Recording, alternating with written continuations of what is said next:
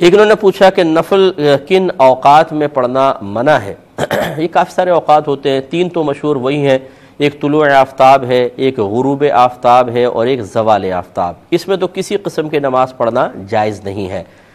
دوسری چیز ہوتی ہے کہ نماز سنت فجر کے علاوہ باقی جو بھی نوافل اگر اقامت ہو چکی ہو فرض کی تو کوئی بھی سنت اور نفل نماز نہیں پڑھ سکتے ہیں۔ سنت فجر کے بارے میں حکم یہ ہے کہ اگر جماعت قائم ہو گئی ہے اور آپ کو یقین ہے کہ میں سنن فجر پڑھ کر جماعت میں شامل ہو سکتا ہوں، چاہے سلام سے پہلے اتحیات میں مل جاؤں گا تو پھر پہلے آپ سنت پڑھیں پھر فرض میں شامل ہوں، لیکن اگر یقین ہے کہ امام صاحب سلامی پھیر دیں گے جماعت نکل جائے گی تو پھر یہ آپ سنت چھوڑ دیں، اب جماعت میں شامل ہوں۔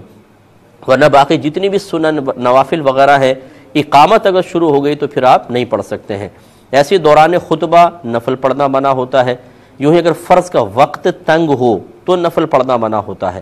تو یہ چند، اور اسی طریقے سے آپ جب فجر کا وقت شروع ہو جائے تو سنت فجر کے علاوہ کوئی نفل نماز اس وقت تک نہیں پڑھ سکتے جب تک طلوع آفتاب مکمل طور پر نہ ہو جائے۔ اسی طرح اگر عصر کا وقت شروع ہو گیا، آپ نے عصر کے فرائض پڑھ لی ہوں،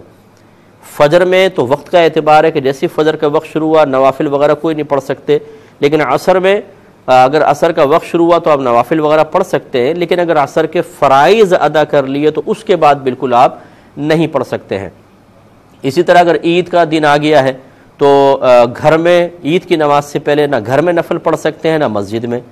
اور عید کی نماز پڑھنے کے بعد مسجد میں نفل پڑھنا منع ہوتا ہے، پھر آپ گھر پہ جا کے بہرحال پڑھ سکتے ہیں۔ تو یہ چند چیزوں کو تھوڑا سا دھیان رکھ لیں تو زیادہ بہتر ہے۔ ایک انہوں نے